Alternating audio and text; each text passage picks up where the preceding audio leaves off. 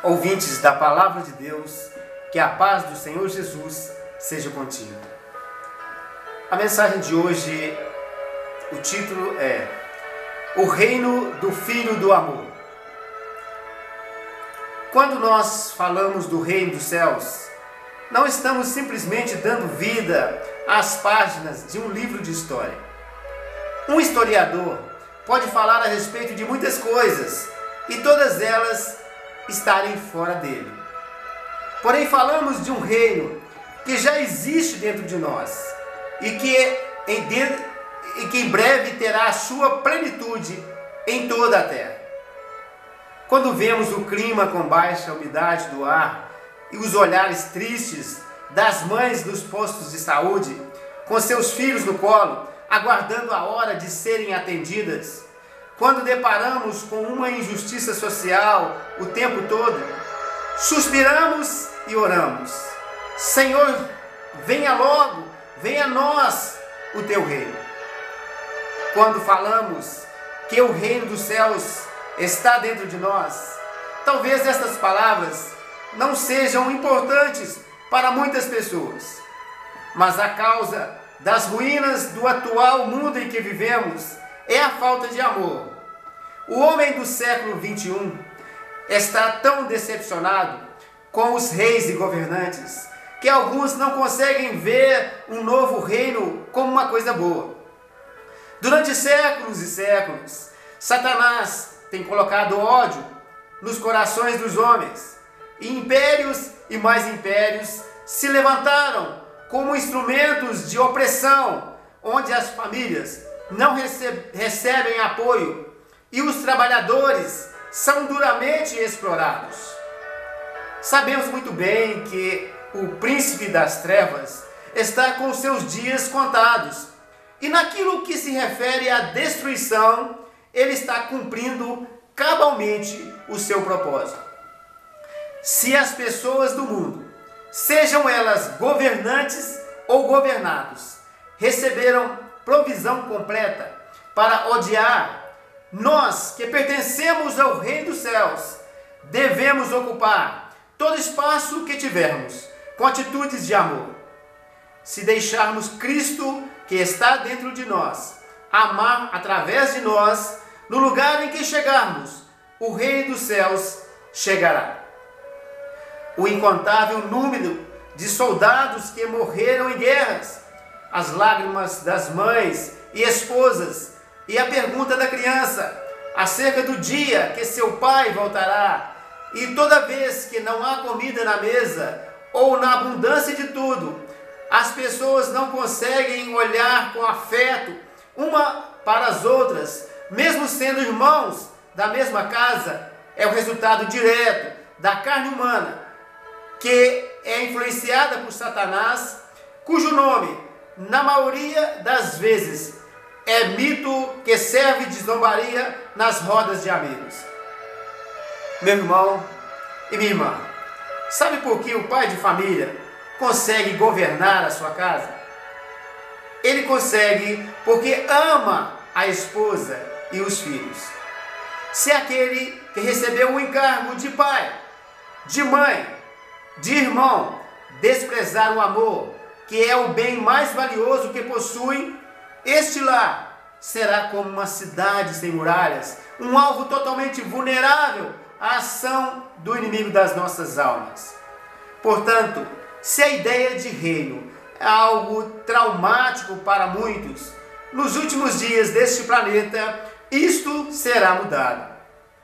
Porque se o homem que está disposto a amar edifica a sua casa, Deus, em medida incomparavelmente maior, governará esta terra com o amor de Pai.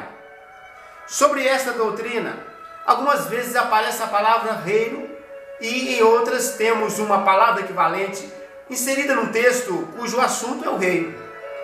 Paulo, escrevendo aos Efésios, ele usa a palavra vocação. Assim ele diz: rogo-vos, pois, que andeis de modo digno da vocação a que fostes chamados.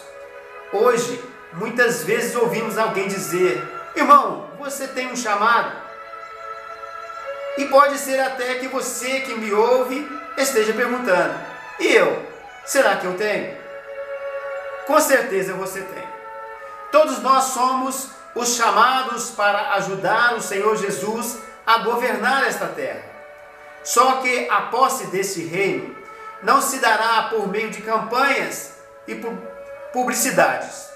As regras para este cargo de co-reis com Cristo é o crescimento espiritual. Quando eu e você nascemos na igreja, em posição e natureza éramos filhos, mas exteriormente éramos como qualquer pessoa do mundo.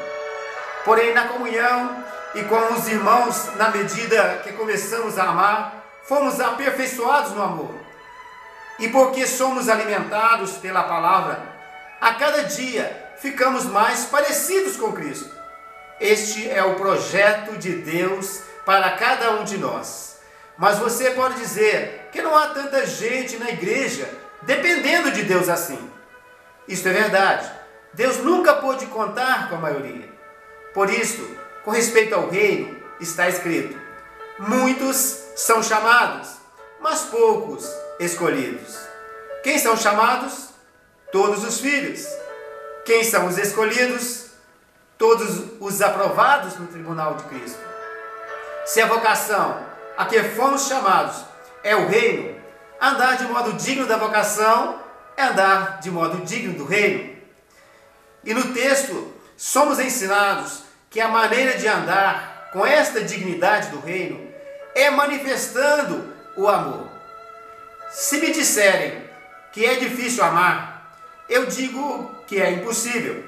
Mas diante da submissão ao Senhor, podemos deixar que Ele ame através de nós.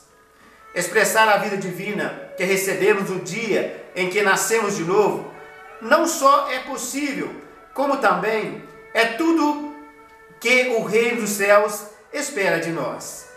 Falar da edificação da igreja é muito fácil, mas nenhum irmão consegue realizar esta obra. Sempre começamos com uma boa intenção e disponíveis a nos doar, mas sempre nos perdemos no meio do caminho e chegamos num ponto que tudo está como um cordão embaraçado. Na verdade, tentamos desembaraçá-lo, mas quanto mais tentamos, mais ele fica embaraçado. Porém, Deus é sábio, rico, poderoso e cheio de graça. Ele não é uma pessoa que possui amor, ele é o próprio amor. Se optamos de coração por servi-lo, ele através de nós edifica a sua igreja. Se ele criou todas as coisas, é certo que ele também poderia fazer isso sozinho. Mas ele nos chamou para sermos a sua voz, os seus braços, as suas pernas e as suas mãos. O projeto da igreja é uma parceria que ele fez conosco. Há um outro texto onde o reino vindouro de Cristo é chamado de soberana vocação. Veja como o Espírito Santo usa a experiência do apóstolo para nos ensinar a perseverança. Irmãos, quanto a mim, não julgo haver alcançado a perfeição, mas uma coisa faço, esquecendo-me das coisas que para trás ficam e avançando para as que diante de mim estão, prossigo para o alvo, para o prêmio da soberana vocação de Deus em Cristo Jesus. Filipenses 3, do 12 a 14. Vou terminar a mensagem de hoje com a palavra do Pai, que nos ensina a amar. Rogo-vos, pois eu, o prisioneiro do Senhor, que andeis de modo digno da vocação a que fostes chamados, com toda humildade e mansidão, com longanimidade, suportando-vos uns aos outros em amor, esforçando-vos diligentemente por preservar a unidade do Espírito no vínculo da paz. Há somente um corpo e um Espírito, como também fostes chamados numa só esperança da vossa vocação. Há um só Senhor, uma só fé, um só batismo e um só Deus e Pai de todos, o qual é sobre todos, age por meio de todos e está em todos. Efésios 4, do 1 ao 6. O Filho nada pode fazer de si mesmo, senão somente aquilo que vir fazer o Pai. Porque tudo o que este fizer, o Filho também semelhantemente o faz. Porque o Pai ama o Filho e mostra tudo o que faz. João 5, 19 a 20.